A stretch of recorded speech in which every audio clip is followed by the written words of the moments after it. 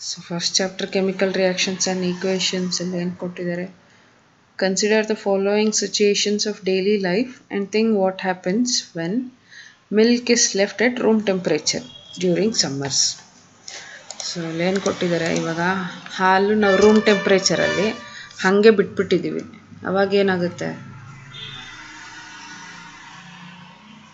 Correct, ಅದು ಒಂದು chemical ರಿಯಾಕ್ಷನ್ನೇ.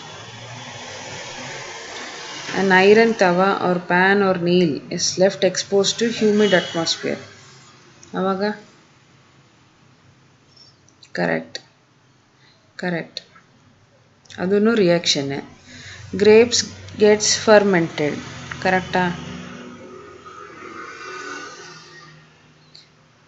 ಅದೆಲ್ಲ ಹಾಳಾಗೋಗುತ್ತೆ ಆಚೆ ಸಮ್ಮರಲ್ಲಿ ಹಂಗೆ ಇಟ್ಟರೆ, ಕರೆಕ್ಟಾ? ಫುಡ್ ಕುಕ್ ಮಾಡಿರೋದು ಆಚೆನೇ ಇಟ್ಬಿಟ್ರೆ ನಾವು ಏನಾಗುತ್ತೆ? Correct. Food gets digested in our body, ನಾವು ತಿನ್ನೋ ಫುಡ್ಡು ಬಾಡಿ ಒಳಗೆ ಹೋಗುತ್ತಾ? ಅದೂ ಒಂದು ರಿಯಾಕ್ಷನ್ನೇ. ನಾವು ಉಸಿರಾಡ್ತೀವಲ್ಲ, ಅದೂ ಒಂದು ರಿಯಾಕ್ಷನ್ನೇ. ಟೋಟಲಿ ರಿಯಾಕ್ಷನ್ ಅನ್ನೋದು ನಾವು ಡೇ ಟು ಡೇ ಲೈಫಲ್ಲಿ ನಾವು ಎಲ್ಲ ಜಾಗದಲ್ಲೂ ನೋಡ್ಬೋದು. ಅದರದ್ದು ಫ್ಯೂ ಎಕ್ಸಾಂಪಲ್ ಇಲ್ಲಿ ಕೊಟ್ಟಿದ್ದಾರೆ. So in all the above situations, the nature and the identity of the initial substance have somewhat changed. We have already learnt about physical and chemical changes of matter in our previous classes.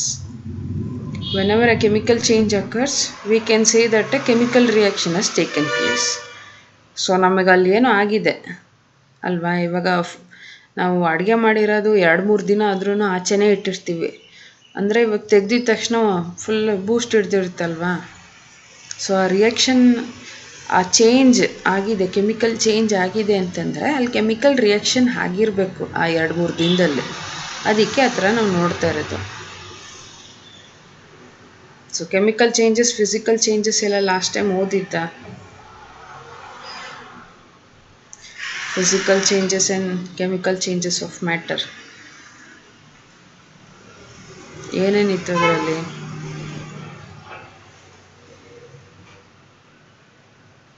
Chemical change ಅಂತಂದರೆ ಸಿಂಪಲ್ಲಾಗಿ ಒಂದೇ ಒಂದು example ಹೇಳು.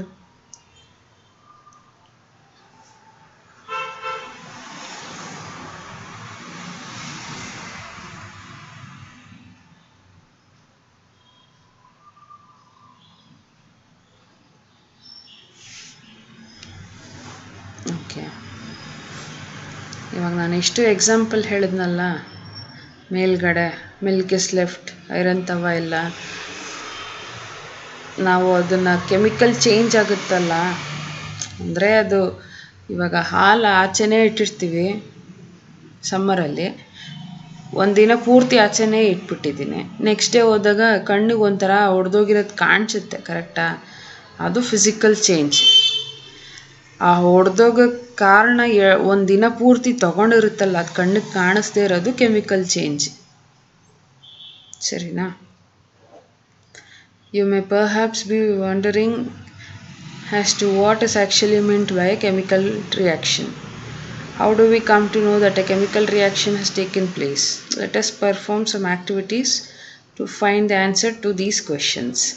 So chemical reaction ಅಂದರೆ ಏನು, ಹೆಂಗಾಗಿದೆ, ಅದಕ್ಕೆ activity ಕೊಟ್ಟಿದ್ದಾರೆ. Activity 1.1. This activity needs the teacher's assistance. It would be better if students wear suitable eyeglasses. So clean a magnesium ribbon about 3 to 4 cm long by rubbing it with the sandpaper. ಸರಿನಾ? Magnesium ribbon ಒಂದು ಸ್ವಲ್ಪ ತಗೋಬೇಕಂತೆ, ಅಂದರೆ ಒಂದು ಚಿಕ್ಕ piece ಹಂಗೆ 3 to 4 cm ಅಷ್ಟು. ಅದನ್ನು and paper ಜೊತೆ ಉಜ್ಜಿಬಿಟ್ಟು ತಗೋಬೇಕು. Hold it with a pair of tongs, ಅಂದರೆ ಇವಾಗ ಅದು ಚಪಾತಿ ತೆಗಿಯೋದು ಒಂದು ಬರುತ್ತಲ್ವಾ, ಫುಲ್ ಕಟ್ ಮಾಡೋದು, ಅದನ್ನು ಥಾಂಗ್ಸ್ ಅಂತ ಕರಿತೀವಿ. ಆ ಥರ ಕೆಮಿಸ್ಟ್ರಿ ಲ್ಯಾಬಲ್ಲೂ ಯೂಸ್ ಮಾಡ್ತೀವಿ ಒಂದು ಚಿಕ್ಕದಾಗೆ. ಅದನ್ನು ಜೊತೆಗೆ ಹಿಡ್ಕೋಬೇಕು. ಯಾಕೆ ಅಂತಂದರೆ burn it using a spirit lamp or burner. ಇವಾಗ ಬರ್ನ್ ಮಾಡ್ಬೇಕಾದ್ರೆ ನಾವು ಕೈಯಲ್ಲಿ ಇಟ್ಕೊಂಡು ಅದನ್ನು ಬಿಸಿ ಮಾಡೋಕ್ಕಾಗಲ್ಲ ಅಲ್ವಾ. ಸೊ ಅದಕ್ಕೆ ಥಾಂಗ್ಸಲ್ಲಿ ಆ ಮೆಗ್ನೀಷಿಯಮ್ ರಿಬ್ಬನ್ ಇಟ್ಬಿಟ್ಟು ಅದನ್ನು ಬರ್ನ್ ಮಾಡಬೇಕು. And collect the Ashes so formed in a watch glass as shown in the figure. ಅದು ಬರ್ನ್ ಆಗಿ ಬೂದಿ ಆಗುತ್ತಲ್ಲ, ಆ ಬೂದಿನ ನಾವು ಚಿಕ್ಕ ಒಂದು ವಾಚ್ ಗ್ಲಾಸ್ ಅಂತ ಅಂತಾರೆ. ಚಿಕ್ಕ ತಟ್ಟೆ ಥರ ಇರುತ್ತೆ ಕೆಮಿಸ್ಟ್ರಿ ಲ್ಯಾಬಲ್ಲಿ ಗ್ಲಾಸ್ ಮೆಟೀರಿಯಲ್, ಅದನ್ನು ವಾಚ್ ಗ್ಲಾಸ್ ಅಂತಾರೆ. ಆ ವಾಚ್ ಗ್ಲಾಸಲ್ಲಿ ಆ ಬೂದಿನ ಕಲೆಕ್ಟ್ ಮಾಡ್ಕೊತೀವಿ. Burn the magnesium ribbon keeping it away as far as possible from your eyes. ಕಣ್ಣಿಂದ ಒಂದು ಸ್ವಲ್ಪ ದೂರ ಇಟ್ಕೊಂಡು ಬರ್ನ್ ಮಾಡಬೇಕು. ಹಂಗೆ ಬರ್ನ್ ಮಾಡಿದಾಗ ನಮಗೇನು ಕಾಣಿಸುತ್ತೆ ಅಂತ ಕೇಳಿದ್ದಾರೆ. Burning of A magnesium ribbon in air and collection of ಏನದು ಕೆಳಗೆ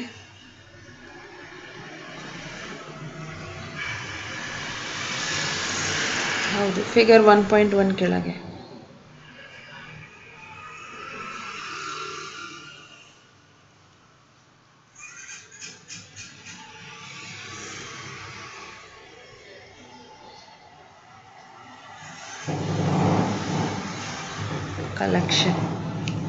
collection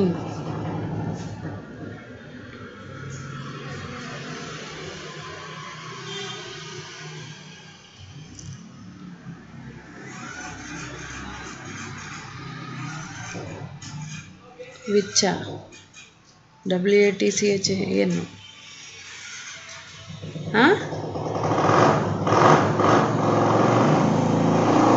WATCH ಏನೋ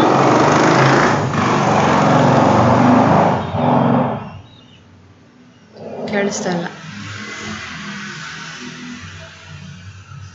WATCH ಏನು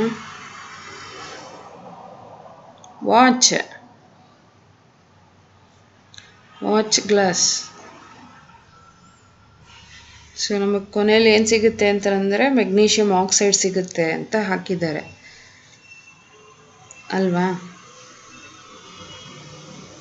ಸೊ ನಾವು ನೆಕ್ಸ್ಟ್ ಪೇಜಲ್ಲಿ ಏನು ಕೊಟ್ಟಿದ್ದಾರೆ, you must have observe that magnesium ribbon burns with a dazzling white flame and changes it into a white powder. This powder is magnesium oxide. It is formed due to the reaction between magnesium and oxygen present in the air. So ಅದನ್ನು ಮಾಡಿದಾಗ ನಮಗೆ ನೀನು ಹೇಳ್ದಂಗೆ white powder ಬಂದಿದೆ. ಆ ಪ್ರಾಸೆಸ್ಸಲ್ಲಿ ನಮಗೆ ಡ್ಯಾಸ್ಲಿಂಗ್ white flame ಅಂದರೆ ಮಿಣಮಿಣ ಅನ್ನೋದು, ಡ್ಯಾಸ್ಲಿಂಗ್ ಅಂದರೆ ಮಿಣಮಿಣ ಅನ್ನೋಂತಲ್ಲ, ಅದು ಕಣ್ಣು ಕುಕ್ಕೋದು ಅಂತೆಲ್ಲ ಅಂತೀವಲ್ಲ, ಅದು ಡ್ಯಾಸ್ಲಿಂಗ್ ಅಂತ ಅರ್ಥ. ಸೊ ಮಿಣಮಿಣ ವೈಟ್ ಫ್ಲೇಮ್ ಬಂದಿದೆ. ಅಲ್ಲಿ ನಮಗೆ ಕೊನೆಗೆ ಏನು ಸಿಕ್ಕಿದೆ, ವೈಟ್ ಪೌಡರ್. ಆ ವೈಟ್ ಪೌಡರೇ ಮೆಗ್ನೀಷಿಯಮ್ ಆಕ್ಸೈಡ್. ಇದು ಹೆಂಗೆ ಬಂದಿರೋದು ಅಂತಂದರೆ ಮೆಗ್ನೀಷಿಯಮ್ ಮತ್ತು ಆಕ್ಸಿಜನ್ ರಿಯಾಕ್ಟ್ ಆಗಿ ಏರಲ್ಲಿ ನಮಗೆ ಮೆಗ್ನೀಷಿಯಮ್ ಆಕ್ಸೈಡ್ ಅನ್ನೋದು ಬಂದಿದೆ. ಅರ್ಥ ಆಯ್ತಾ?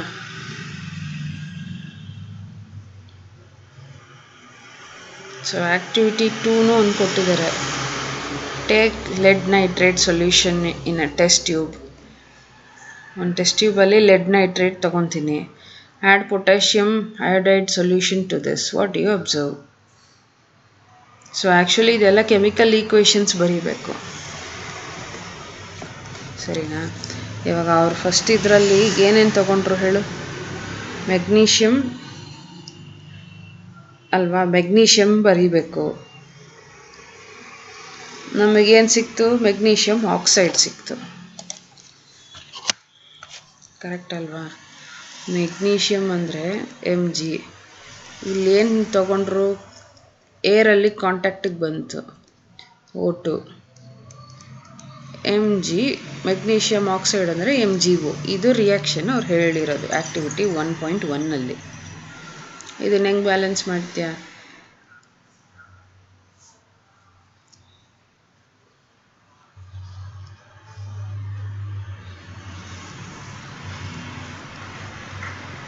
ಕರೆಕ್ಟಾ? 2Mg ಇಲ್ಲಿ O2 ಇದೆ, ಇಲ್ಲಿ O2 ಬರುತ್ತೆ. ಬ್ಯಾಲೆನ್ಸ್ ಆಗಿದೆ ಅಲ್ವಾ? ಸೊ ಆ್ಯಕ್ಟಿವಿಟಿ 1.2 ಅಲ್ಲಿ ಲೆಡ್ ನೈಟ್ರೇಟ್ ಮತ್ತು ಪೊಟ್ಯಾಷಿಯಮ್ ಅಯೋಡೈಡ್ ಇದನ್ನು ಹಾಕಿದ್ರೆ ಈಕ್ವೇಷನ್ ಬರುತ್ತೆ. But LED nitrate, potassium iodide ಎಲ್ಲ ನಿಂಗೆ ಗೊತ್ತಿಲ್ಲ ಅಲ್ವಾ ಇವಾಗ. ಸೊ ಅದಕ್ಕೆ ರಿಯಾಕ್ಷನ್ ಬೇಡ. ನೆಕ್ಸ್ಟ್ ನೋಡೋಣ 1.3 ಆ್ಯಕ್ಟಿವಿಟಿ 1.3 ಏನು ಕೊಟ್ಟಿದ್ದಾರೆ. Take a few zinc granules ಅಂತಂದರೆ ಚಿಕ್ಕ ಇವಾಗ ಕಲ್ಲು ಸಕ್ಕರೆಯಲ್ಲಿ ಇರುತ್ತಲ್ಲ, ಚಿಕ್ಕ ಸಕ್ಕರೆದು ಸೈಜ್ ಎಷ್ಟಿರುತ್ತೆ ಕಲ್ಲು ಸಕ್ಕರೆಯಲ್ಲಿ? ಸ್ವಲ್ಪ ನಾರ್ಮಲ್ಗಿಂತ ಒಂದು ಸ್ವಲ್ಪ ದೊಡ್ಡದಿರುತ್ತೆ, ಕರೆಕ್ಟಾ? ನಾರ್ಮಲ್ ಸಕ್ಕರೆಗಿಂತ ಕಲ್ಲು ಸಕ್ಕರೆಯಲ್ಲಿ ಸೈಜ್ ಒಂದು ಸ್ವಲ್ಪ ದೊಡ್ಡದಿರುತ್ತೆ. ಸೊ ಆ ಥರ ಜಿಂಕ್ ಗ್ರ್ಯಾನ್ಯೂಲ್ಸ್ ತೊಗೋಬೇಕು, ಚಿಕ್ಕ ಕಲ್ಲು ಸೈಜಲ್ಲಿ. ಕಾನಿಕಲ್ ಫ್ಲಾಸ್ಕಲ್ಲಿ ಅಥವಾ ಟೆಸ್ಟ್ ಟ್ಯೂಬಲ್ಲಿ ಇದನ್ನು ತೊಗೋಬೇಕು, ಸರಿನಾ? ಇದಕ್ಕೆ dilute hydrochloric acid or sulphuric acid add ಮಾಡಬೇಕು. ಇದಾದಮೇಲೆ ಏನು? What do you observed happening around the zinc granules? Touch the conical flask or test tube. Is there any change in its temperature? ಇದನ್ನು ಒಂದು reaction ಅವ್ರು ಹೇಳ್ತಿರೋದು. So zinc granules ಅಂತಂದರೆ zinc ತೊಗೊತೀನಿ, plus dilute hydrochloric acid ಅಂದರೆ HCl, ಅಥವಾ sulphuric acid ಅಂತಂದರೆ H2SO4 ತಾನೆ. ಸೊ ನನಗೆ ಏನು ಸಿಗುತ್ತೆ ಇದರಲ್ಲಿ? ನಾನು ಬರೀ ಒಂದೇ ತೊಗೊತೀನಿ, ಅವಾಗ ಏನು ಸಿಗ್ಬೋದು ಆನ್ಸರ್ ನನಗೆ?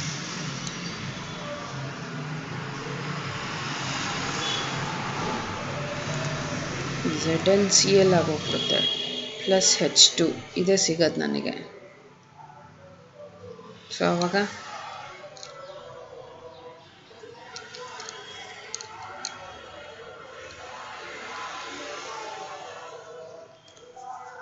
ಇಲ್ಲ,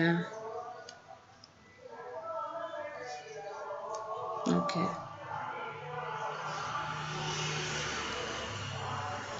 Zn2H2Cl2 ಕರೆಕ್ಟಾಗಿದೆಯಾ? ಸೇಮ್ ರಿಯಾಕ್ಷನ್ ನಾನು H2SO4 ತೊಗೊತೀನಿ, ಆವಾಗ Zn ಏನು ಬರುತ್ತೆ ಅಂತಂದರೆ SO4 ಆಗುತ್ತೆ, ಪ್ಲಸ್ H2. ಇವಾಗ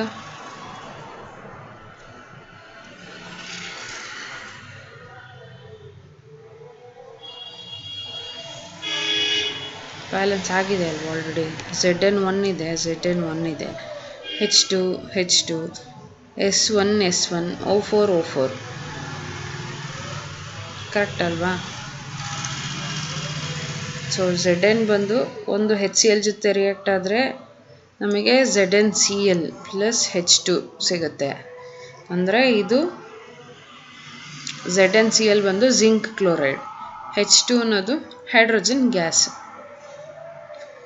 ಸರಿನಾ? ಇಲ್ಲಿ ಸಲ್ಫ್ಯೂರಿಕ್ ಆ್ಯಸಿಡ್ ಜೊತೆ ರಿಯಾಕ್ಟ್ ಆದಾಗ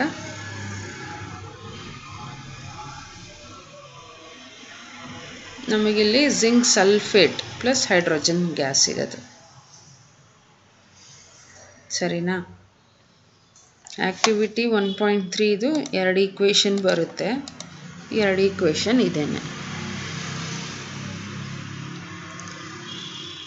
So from the above 3 activities we can say that any of the following observations helps us to determine whether a chemical reaction has taken place.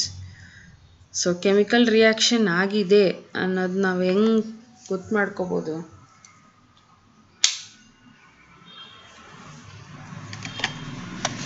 ಇವಾಗ already first ಎಕ್ಸಾಂಪಲ್ಸಲ್ಲಿ ನಾನು ಹೇಳ್ತಿರೋದು, ಇವಾಗ ಈಕ್ವೇಷನಲ್ಲೆಲ್ಲ ಕೇಳ್ತಿರೋದು.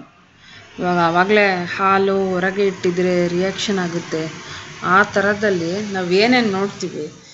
ಇವಾಗ ಹಾಲು ಹೊರಗೆ ಇಟ್ಟಿರ್ತೀನಿ, 1 ದಿನ 2 ದಿನ ಪೂರ್ತಿ ಇಟ್ಟಿರ್ತೀನಿ, ನೋಡಿದ್ರೆ ಒಡೆದೋಗಿರುತ್ತೆ, ಕಲರ್ ಚೇಂಜ್ ಆಗುತ್ತಾ? ಆಮೇಲೆ ಇನ್ನೇನೇನು ನಾವು ನೋಡ್ಬೋದು ಕಣ್ಣಾರೆ?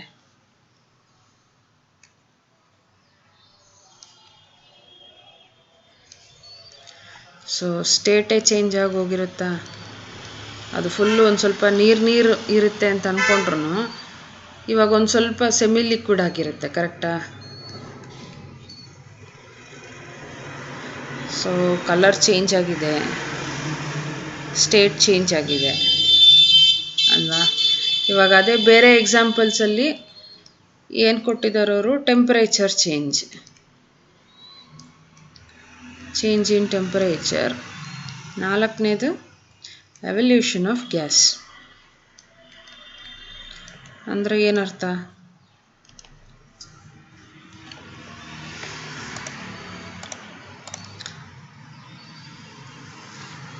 ಗ್ಯಾಸ್ ಕಾಣಿಸ್ಕೊಳ್ಳುತ್ತೆ. ಎವಲ್ಯೂಷನ್ ಅಂದರೆ ಹುಟ್ಕೊಳ್ಳೋದು. ಒಂದು ಸ್ವಲ್ಪ ಗ್ಯಾಸ್ ಇರೋದು ನಾವು ನೋಡ್ಬೋದು. ಅಂದರೆ ಫಸ್ಟು ಅದು ಏನೂ ಆಗಿರೋದಿಲ್ಲ, ನಾನು ಈ ಥರ ಆಚೆನೇ ಇಟ್ಟು ಒಂದು ಕೆಮಿಕಲ್ ರಿಯಾಕ್ಷನ್ ಆಗಿಬಿಟ್ಟಿದೆ. ಆವಾಗ ಅಂಥ ಟೈಮಲ್ಲಿ ಒಂದೊಂದು ಕಂಡೀಷನಲ್ಲಿ ಗ್ಯಾಸು ಆಚೆ ಬರುತ್ತೆ ಅಂತ ಹೇಳ್ತಿದ್ದಾರೆ. ಇದೆಲ್ಲ ಏನೇನು, ಇವಾಗ ಒಂದು ಕೆಮಿಕಲ್ ರಿಯಾಕ್ಷನ್ ಆಗ್ತಾಯಿದೆ ಅಂತಂದರೆ ಏನೇನು ಆಗಿದೆ, ಈ ಚೇಂಜಸ್ ಎಲ್ಲ ಆಗಿದೆ ಅಂತಂದರೆ chemical reaction has taken place ಅಂತ ಅನ್ಬೋದು. ಅರ್ಥ ಆಗಿದೆಯಾ?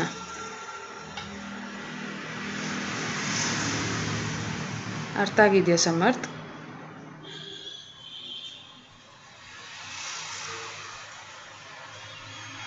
ಕೇಳಿಸ್ತಾ ಇದೆಯಾ?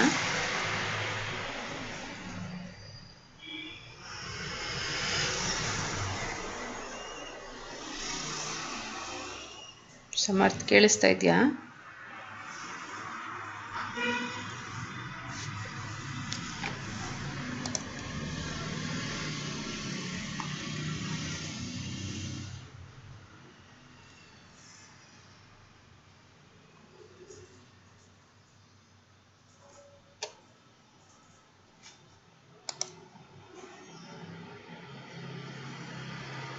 ಈಗ ಕೇಳಿಸ್ತಾ ಇದೆಯಾ ಸಮರ್ಥ್?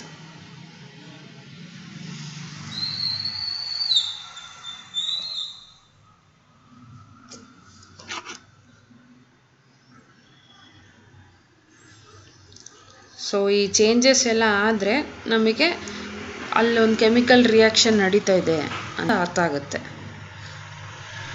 ಅರ್ಥ ಆಯ್ತಾ? So as we observe the changes around us, we can see that there is a large variety of chemical reactions taking place around us. We will study about the various types of chemical reactions and their symbolic representation in this chapter. So ಈ ಥರ ಜಾಸ್ತಿ ಓದ್ತೀವಿ ಮುಂದಕ್ಕೆ ಈ ಚಾಪ್ಟ್ರಲ್ಲಿ. So ಅದರಲ್ಲಿ 1.1 chemical equations ಕೊಟ್ಟಿದ್ದಾರೆ.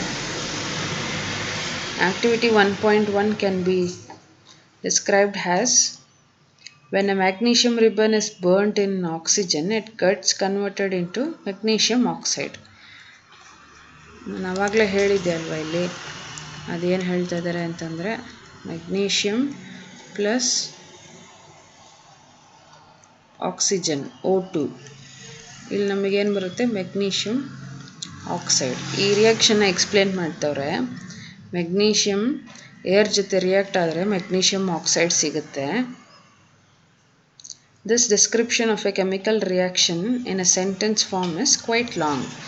ಅಂದರೆ ಈ description, magnesium gets reacted with oxygen in the air and then gives magnesium oxide, ಈ ಥರ ವರ್ಡ್ಸಲ್ಲಿ ತುಂಬ ಉದ್ದ ಬರುತ್ತೆ. ಕರೆಕ್ಟಾ? ಅದನ್ನೇ ಚಿಕ್ಕ ಫಾರ್ಮಲ್ಲಿ ಬರೀಬೇಕು ಅಂತಂದರೆ ಈ ಥರ ಸಿಂಬಲ್ಸ್ ಯೂಸ್ ಮಾಡಿ ಬರಿಬೋದಾ? ಸೊ ಅದನ್ನೇ ಅವರು ಹೇಳ್ತಾ ಇದ್ದಾರೆ. ವರ್ಡ್ಸಲ್ಲಿ ಬರೆದ್ರೆ ಉದ್ದ ಆಗುತ್ತೆ. ಅದೇ it can be written in a shorter form. ಹೇಗೆ? The simplest way to do this is to write in the form of a word equation. ಹೇಗೆ ವರ್ಡ್ ಈಕ್ವೇಷನ್ ಅಂತಂದರೆ, ಕೆಳಗೆ ಬ್ಲೂ ಕಲರ್ ಬರೆದಿದ್ದಾರೆ ನೋಡಿ, the word equation for the above reaction. ಅಂದರೆ magnesium plus oxygen gives magnesium oxide. ಇದು word reaction. ಅರ್ಥ ಆಯ್ತಾ? ಇದು ಒರಿಜಿನಲ್ ಸಿಂಬಲ್ಸ್ ಯೂಸ್ ಮಾಡಿ ಬರೆಯೋದು. ಸರಿನಾ? ವರ್ಡ್ ರಿಯಾಕ್ಷನ್ ಅಂತಂದರೆ ಇವಾಗ ಮ್ಯಾಕ್ಸಲ್ಲೆಲ್ಲ ಮುಂಚೆ ಇತ್ತಲ್ಲ ವರ್ಡ್ ಪ್ರಾಬ್ಲಮ್ಸ್, ಅವ್ರು ಕ್ವೆಶನ್ ಕೊಡ್ತಾರೆ, ಅವರಲ್ಲಿ ಏನೇನು ಕೊಟ್ಟಿದ್ದಾರೆ ಅಂತ ಫಸ್ಟ್ ಗಿವನ್ ಬರ್ಕೊತೀವಿ. ಕರೆಕ್ಟಾ? ಅದೇ ಥರನೇ ಇದನ್ನು ಇದು ವರ್ಡ್ಸಲ್ಲಿದೆ, ಅದಕ್ಕೆ ವರ್ಡ್ ರಿಯಾಕ್ಷನ್. ಇದು ಸಿಂಬಲ್ಸಲ್ಲಿದೆ, ಇದು ನಾರ್ಮಲ್ ರಿಯಾಕ್ಷನ್. ಅರ್ಥ ಆಗಿದೆಯಾ?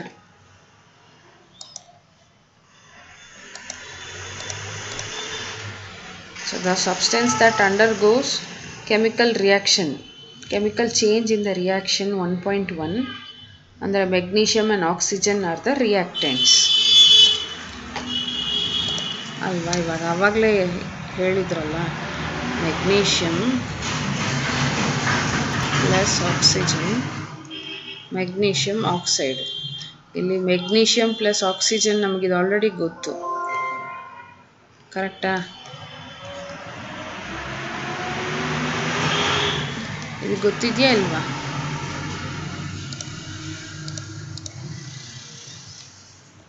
ಕೇಳಿಸ್ತಾ ಇದೆಯಾ? ನಂಗೆ ತೀರಾ ಲೋ ಕೇಳಿಸ್ತಾ ಇದೆ ನಿನ್ನ ವಾಯ್ಸು. ಹಾಂ, ಈಗ ಕೇಳಿಸ್ತಾ ಇದೆ. ಮೆಗ್ನೀಷಿಯಮ್ ಮತ್ತು ಆಕ್ಸಿಜನ್ ಬಂದು ರಿಯಾಕ್ಟೆಂಟ್ಸ್, ಮೆಗ್ನೀಷಿಯಮ್ ಆಕ್ಸೈಡ್ ಪ್ರಾಡಕ್ಟ್ಸ್. ಇದು ಗೊತ್ತು ತಾನೇ ನಿಮಗೆ? ಸೊ ಅವರು ಅದನ್ನೇ ಕೊಟ್ಟಿದ್ದಾರೆ. The new substances magnesium oxide form during the reaction as a product. So ಅದನ್ನೇ ಇದು ಯಾವುದು ರಿಯಾಕ್ಟೆಂಟು ಯಾವುದು ಪ್ರಾಡಕ್ಟು ಅಂತ ಎಕ್ಸ್ಪ್ಲೈನ್ ಮಾಡಿದ್ದಾರೆ. ನೆಕ್ಸ್ಟ್ ಪ್ಯಾರಾಗ್ರಾಫಲ್ಲಿ ಏನು ಕೊಟ್ಟಿದ್ದಾರೆ? A word equation shows change of reactants to products through a arrow placed between them. ಇವಾಗ ರಿಯಾಕ್ಟೆಂಟ್ಸ್ ಮತ್ತು ಪ್ರಾಡಕ್ಟ್ಸ್ ಮಧ್ಯದಲ್ಲಿ ಒಂದು ಆ್ಯರೋ ಬರೀತೀವಲ್ವಾ, ಬರೀತೀವಿ ತಾನೆ?